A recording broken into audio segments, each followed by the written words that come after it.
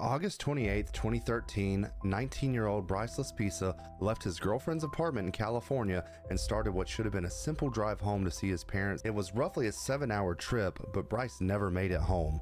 What happened next is where things get strange. Before we keep going, if you're a fan of true crime, mystery, and the paranormal, make sure to like this video and subscribe because that's all we do here. The next morning, his parents received a notification that Bryce had run out of gas in Buttonwillow about 3 hours from their home.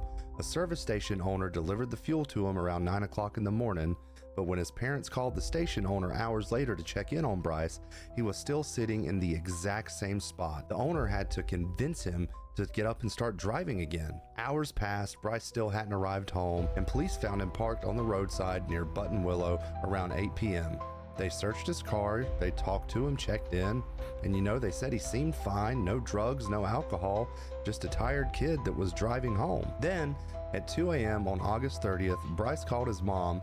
He said he was too tired to drive and he was pulling off to rest. Around 7 minutes later, surveillance cameras captured his car driving up to a mountain road toward Castic Lake in the complete opposite direction of home. 2 hours after that, the camera called his car again on the same road. When Karen's doorbell rang hours later, she assumed it was her son, but it wasn't.